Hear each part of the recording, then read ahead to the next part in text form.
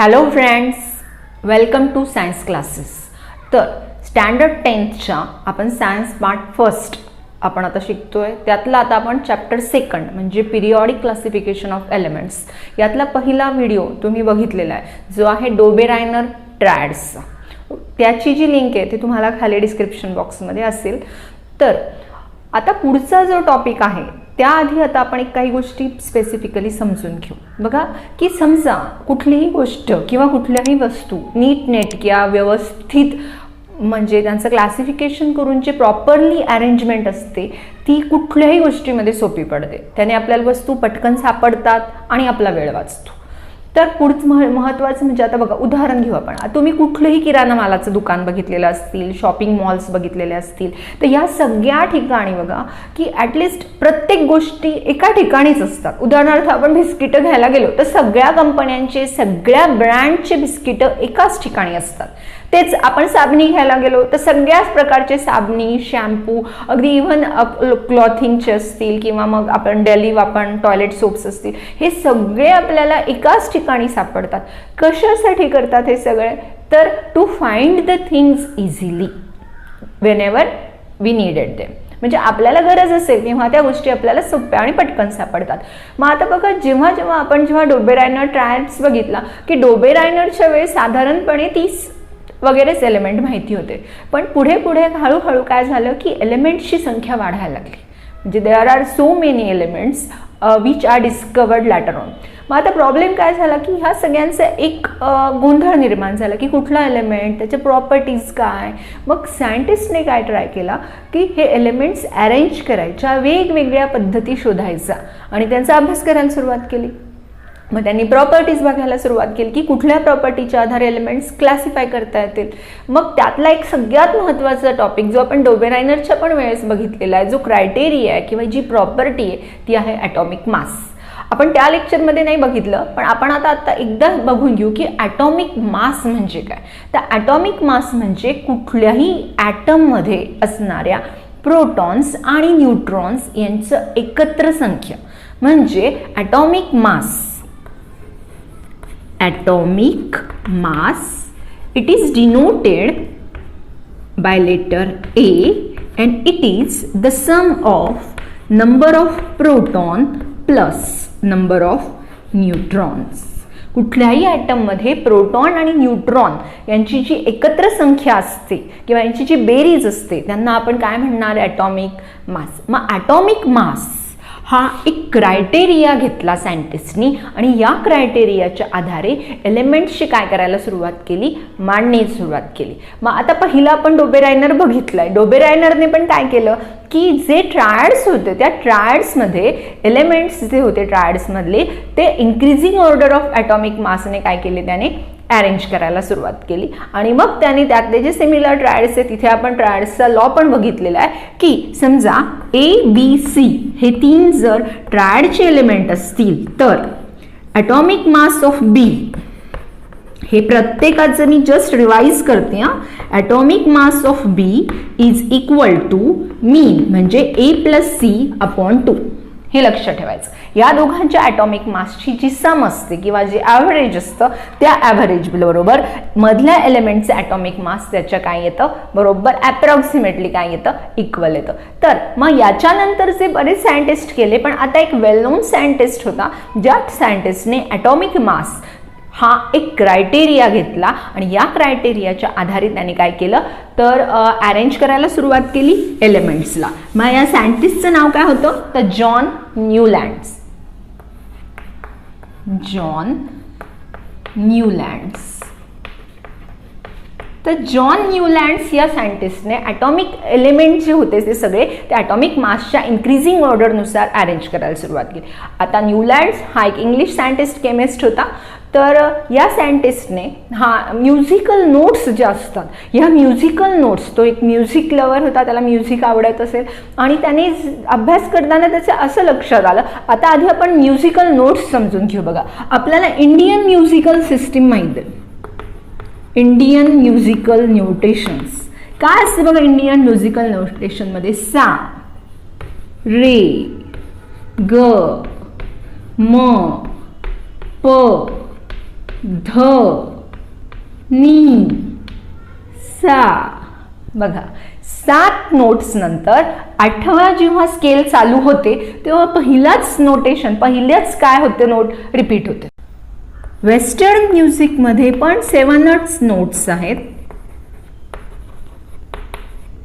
कोणकोणत्या बघा, डो, रे, मी, फा, सो, ला, टी. बघा 7च नोट्स आहेत. आता कुठल्याही म्युझिकल नोटेशनचं वैशिष्ट्य बघा की 7 नोट्स झाल्यानंतर 8व्या जी नवीन स्केल असते तिथे पहिलीच नोट रिपीट होते. लक्षात घ्या, हे जे आहे याला म्युझिकल ऑक्टेव म्हणतात. मग हे जे ऑक्टेव म्हणजे काय, तर 8. तर हे जे म्युझिकल ऑक्टेव्ज असतात या ऑक्टेवचा एक वेल नोन सायंटिस्ट जे मी तुम्हाला सांगितलं न्यूलँड्सने, याने कम्पेअर केलं की एलिमेंट्सच्या प्रॉपर्टीज या म्युझिकल नोट्सशी सिमिलॅरिटी दाखवतात. म्हणजे म्युझिकल नोट्स ज्याप्रमाणे 8व्या ठिकाणी पहिलीच नोट रिपीट होते त्याचप्रमाणे एलिमेंट्स जर अरेंज करायला सुरुवात केली. आता त्याने कसे एलिमेंट अरेंज केले न्यूलँड्सने, increasing order of atomic mass. मग त्याने इन्क्रीजिंग ऑर्डरनुसार ॲटॉमिक मासनुसार आपण काही अरेंज करून बघू. बघा हायड्रोजन, आता तुम्ही म्हणाल इथे हेलियम, तर हेलियम आणि जे इनर्ट गॅसेस जे ते न्यूलँड्सच्या काळात शोधले गेलेले नव्हते.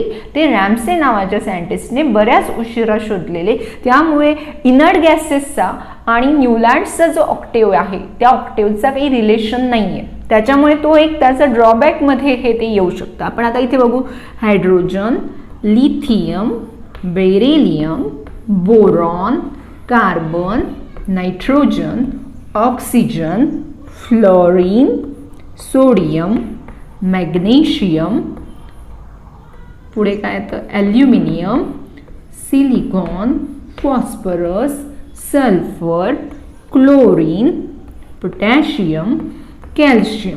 आपण आता इथपर्यंत चेक करूयात.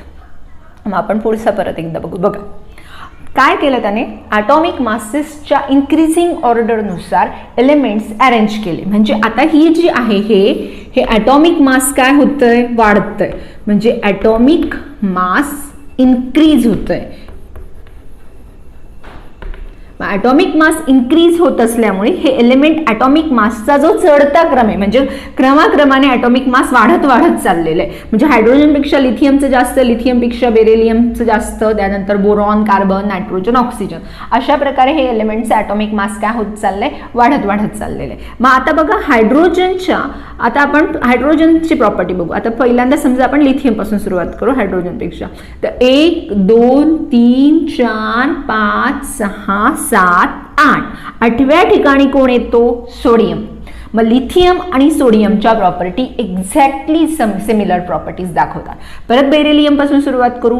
1, 2, 3, 4, 5, 6, 7, 8. बेरिलियम आणि मॅग्नेशियमच्या प्रॉपर्टीज काय येतात, सिमिलर येतात. सिमिलरली बोरॉन आणि ॲल्युमिनियमच्या प्रॉपर्टीज सारख्या येतात.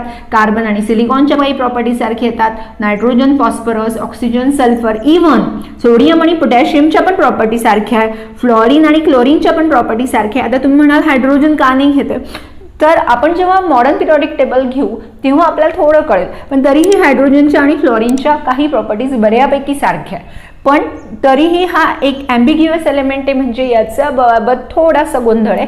त्यामुळे आपण याला मी शिकवताना नाही घेते. म्हणजे तुम्ही जसे पुढच्या क्लासेसमध्ये जाल तेव्हा तुम्हाला कळेल की का मी हे आत्ता सांगते की मी हायड्रोजनपासून सुरुवात नाही करत आहे. तर मग आता इथपर्यंत तुम्हाला कळालं की एक्झॅक्टली अगदी सगळीकडे एकदम बरोबर आहे. आता बघा फ्लोरीन नंतर ॲक्च्युली निऑन येतो, पण इनर्ट गॅसेसचा शोधच लागलेला नसल्यामुळे इथे कुठेही हायड्रोजन नंतर पण इथे हेलियम यायला पाहिजे होता. आणि त्याचमुळे काय झालं की हा पिरियॉडिक टेबल थोडंसं काय झालेलं आहे, मग पुढे विस्कळीत होऊन जातो. दुसरं महत्त्वाचं म्हणजे की आता आपण याच्या पुढचे पण एलिमेंट्स लिहून काढू. ओके, तर बघा कॅल्शियम नंतर आता त्यांनी घेतला आहे क्रोमियम, टायटॅनियम, मँगनीज, आयर्न. त्यानंतर बघा cobalt and nickel, copper, zinc, iridium, indium, arsenic, selenium आणि ब्रोमियम, ब्रोमीन आहे, रुबिडियम आहे, स्ट्रॉन्शियम, सीझियम अँड लॅन्थियम, झिरकॉनियम. ओके, आता बघा तुम्ही ॲक्च्युली महत्त्वाचे काय प्रश्न येऊ शकतात त्याच्यावर आधी हे बघ लक्षात घ्या की न्यूलँड्सचे ऑक्टेव्हजवर पहिलाच साधा सोपा प्रश्न की तुम्ही न्यूलँड्सचा लॉ स्टेट करा. आता आपण लॉ आपणच तयार करू की समजा आता आपल्याला आठवलाच नाही तर आता बघा एलिमेंट्स कसे अरेंज केले. When elements are arranged according to increasing order of their atomic masses the properties of every 8th element is similar to first. परत एकदा ऐका शांतपणे. when elements are arranged, आपण इथे तसं लिहित राहू बघा. when elements are arranged according to increasing order of atomic masses, their शब्द पाहिजे इथे, of their atomic masses, properties of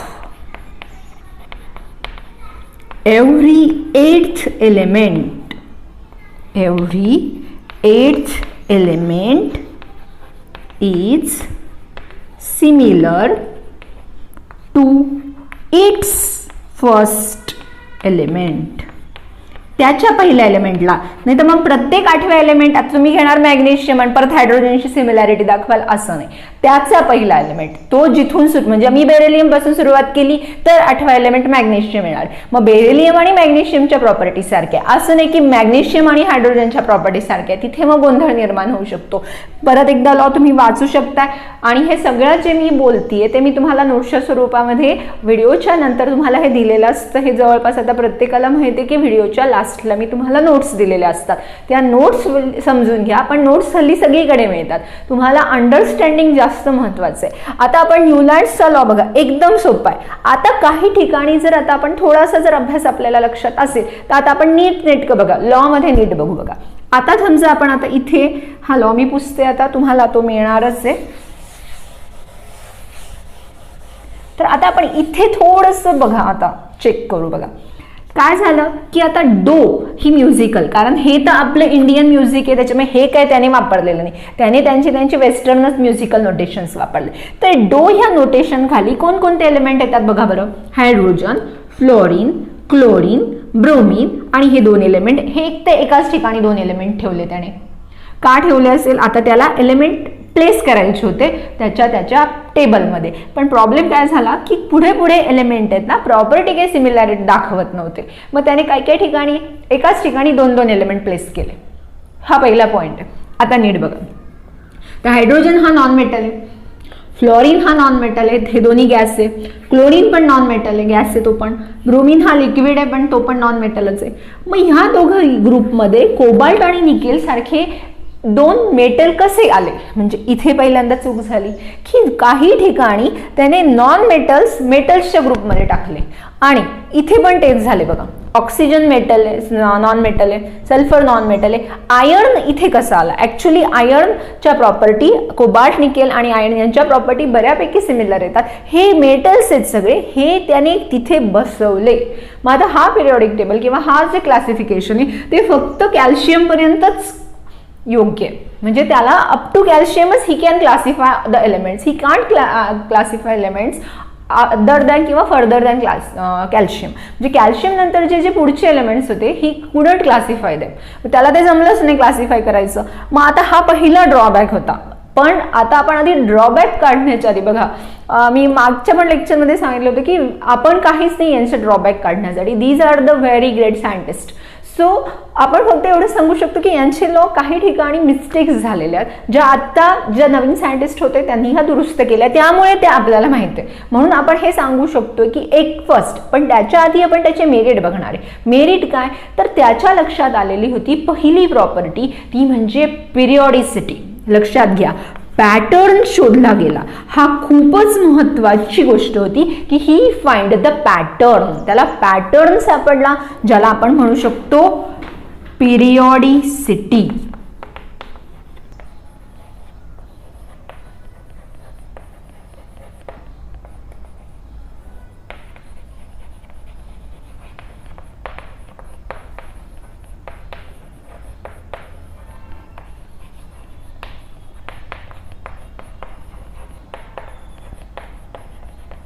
तर आपण पिरियॉडिसिटी ही महत्त्वाची प्रॉपर्टी बघतोय जी एलिमेंट्समध्येच असतेच. ही न्यूलँड्सने शोधली. म्हणजे न्यूलँड्सला लक्षात आलं की एलिमेंट्समध्ये पॅटर्न येतो. एका ठराविक काळानंतर एलिमेंट्सच्या प्रॉपर्टीज रिपीट होतात, ज्याला आपण ग्रॅज्युअल म्हणजे the gradual in change in properties होतात. म्हणजे आता लिथियम रिॲक्टिव्ह एलिमेंट आहे.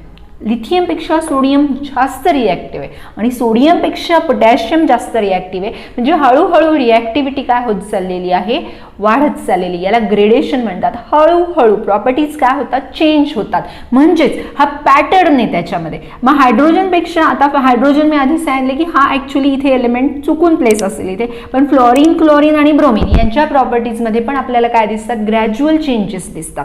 आता हे झालं, याचं काय झालं, मेरिट झालं. म्हणजे याने काय केलं होतं बघा, लक्षात घ्या. त्या काळामध्ये न्यूलँड्सने there were 56 elements were known at that time. त्या काळामध्ये 56 एलिमेंट्स त्यांना माहिती होते. मग त्याने 7 एलिमेंट्स एका असे 8 बॉक्सेस तयार केले. म्हणजे 7 × 8 56. म्हणजे 56 एलिमेंट्स त्याने बरोबर 7/8च्या ब्लॉक्समध्ये काय केले, बसवले. म्हणजे असे 7 असे 8. आता तेच तर झालं. म्हणजे त्याने 56 एलिमेंट्स फिटच केले. पण जर आपण नीट बघितलं तर aluminium, chromium, phosphorus, manganese, sulphur, iron म्हणजे कॅल्शियम नंतर प्रत्येक 8वा एलिमेंट पहिल्या एलिमेंटच्या प्रॉपर्टीज दाखवत नाही. म्हणजे क्रोमियमच्या प्रॉपर्टीज ॲल्युमिनियमच्या प्रॉपर्टीला मॅच होत नाही. टायटॅनियमच्या सिलिकॉनला, मॅंगनीजच्या फॉस्फरसला, आयर्नच्या सल्फरला यांच्या प्रॉपर्टीज मॅच होत नाही. म्हणजे he was successful only up to calcium. तो फक्त कॅल्शियमपर्यंतच क्लासिफिकेशनला सक्सेसफुल झाला. आता दुसरं महत्त्वाचं म्हणजे बघा की काही ठिकाणी सगळे एलिमेंट फिट करायचे. 56 एलिमेंट्स फिटच करायचे होते त्या क्लासिफिकेशन सिस्टीममध्ये. तर हे 56 एलिमेंट फिट करण्यासाठी 2 एलिमेंट एकाच ठिकाणी प्लेस केले. बऱ्याच ठिकाणी असं केलेलं आहे त्यांनी. इथे पण आहे बघा, सेलेनियम आणि लॅन्थेनियम, कोबाल्ट आणि निकेल. हे झालं एक. अजून शिवाय डिसिमिलर एलिमेंट्स पण त्या ग्रुपमध्ये काय केले, त्याने प्लेस केले. म्हणजे ह्या एलिमेंटमध्ये हे 2 डिसिमिलर आहे, यांच्यामध्ये हे डिसिमिलर आहे. मग हे डिसिमिलर एलिमेंट्स काय झाले, वेगळ्या ग्रुपमध्ये आले. आणि सगळ्यात महत्त्वाचं म्हणजे जेव्हा रॅम्से जे सायंटिस्ट होते त्यांनी जेव्हा कशाचा शोध लावला, इनर्ट गॅसेसचा शोध लावला, तेव्हा इनर्ट गॅसेसचा काय झाला, he couldn't place inert gases and also some other heavy elements. जे हेवी एलिमेंट्स सापडले ज्यांचे ॲटॉमिक मासेस खूप जास्त होते, जसे थोरियम वगैरे पुढचे, हे एलिमेंट्स या पिरियॉडिक टेबलमध्ये किंवा याच्यामध्ये काय झाले नाही, फिटच झाले नाही. आता याचा लॉ कशावर बेस आहे, तर म्युझिकल नोट्सवरती बेस आहे. म्हणून या लॉला आपण काय म्हणतो, जॉन न्यूलँड्सचा आपण बघतोय. आपण काय म्हणणार याला, न्यूलँड्स लॉ ऑफ ऑक्टेव्ज. बघा आपण सगळ्यात शेवटी नाव बघितलंय कारण आपल्याला या प्रत्येक टर्मचा अर्थ समजलाय. आता ऑक्टेव्ज म्हणजे काय, तर ऑक्टेव्ह हा 8वा अष्टक, यासाठी हा शब्द योग्य आहे. मग न्यूलँड्सची अष्टके असं पण मराठीत यांना म्हणतात. मग आता अष्टकेच का, तर प्रत्येक 8व्या ठिकाणी प्रत्येक 8 नंबरचा एलिमेंट कुठल्या एलिमेंटची प्रॉपर्टी दाखवतो, तर त्याच्या फर्स्ट एलिमेंटची. म्हणजे सोडियम लिथियमची प्रॉपर्टी दाखवतो, मॅग्नेशियम बेरिलियमची प्रॉपर्टी दाखवतो, ॲल्युमिनियम बोरॉन सारख्या प्रॉपर्टीज दाखवतो. आणि म्हणून याला काय म्हणणार आपण, लॉ ऑफ ऑक्टेव्ज. आता थोडक्यात बघा, पहिल्यांदा काही प्रश्न आपण बघू. त्यामध्ये पहिला काय प्रश्न येऊ शकतो की याच्यामध्ये बघा, तुमच्यापैकी कोणाला तरी याच्यामध्ये डोबेरायनरचं ट्रॅड दिसतंय का, नीट बघा बरं प्रत्येकाने, की जेव्हा जेव्हा आपण न्यूलँड्सचे लॉ जे ऑक्टेव्ज बघतो, कोणाला तरी तिथे डोबेरायनरचे ट्रायड्स दिसतात का, की अरे इथे कुठेतरी डोबेरायनरचं ट्रायड आहे बरं का. दिसतंय कोणाला? जर नीट बघितलं तर chlorine bromine, fluorine chlorine bromine. Actually fluorine त्याने घेतलेलं नव्हतं, पण हे दोन तर प्रत्येकाला दिसले. कुठलं? Lithium, sodium, potassium, magnesium, calcium, strontium. हे काय आहे? डोबेरायनरचे ट्रॅड्स आहे. म्हणजे ॲक्च्युली ही सिस्टीमची सुरुवात बरोबर होती, पण पुढे काही ठिकाणी काय झालं, म्हणजे त्याचे लिमिटेशन्स आले, त्याच्यामुळे ही सिस्टीम आता सध्या वापरत नाहीये, कारण आता याच्यानंतरच्या पुढच्या सिस्टीम्स आपण वापरल्या जाऊ. त्या बघण्याआधी या टॉपिकवरचे क्वेश्चन्स नीट समजून घ्या. या टॉपिकवर काय क्वेश्चन्स येतात की state Newlands law of octaves. पहिला प्रश्न तर स्टेटमेंटच आहे तुम्हाला की न्यूलँड्सचा लॉ काय करायचं आहे, तुम्हाला स्टेट करायचं आहे, म्हणजे लिहून द्यायचं आहे. तुम्ही त्याला डिफाईन म्हणून पण देऊ शकतात, ते राईट म्हणून पण देऊ शकतात, म्हणजे फक्त प्रश्नाचे सुरुवातीचे शब्द बदलतील.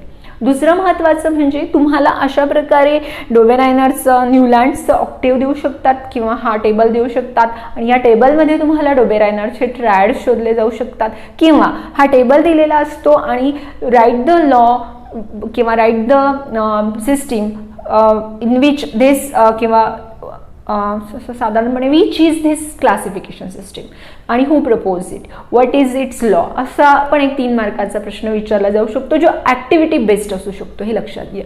म्हणजे टॉपिक ॲक्च्युली सोपा आहे. आता याच्यानंतरचा जो पुढचा टॉपिक आहे तो बऱ्यापैकी इंटरेस्टिंगच आहे. हा पण इंटरेस्टिंगच टॉपिक होता, पण पुढचा आहे तो मेंडेलिव्हज पिरियॉडिक टेबल आहे. पण त्याच्या आधी तुम्हाला हे दोनही टॉपिक अगदी म्हणजे डोबेरायनरचे ट्रॅड्स, त्याचा लॉ आणि याचे लॉ तुम्हाला एकदम छानपैकी अभ्यास करायचा आहे, म्हणजे तुम्हाला मेंडेलिव्हचे लॉज काय होतील एकदम छानपैकी समजेल. तोपर्यंत अभ्यास करत राहा. आपण पुढच्या व्हिडिओत भेटू. बाय.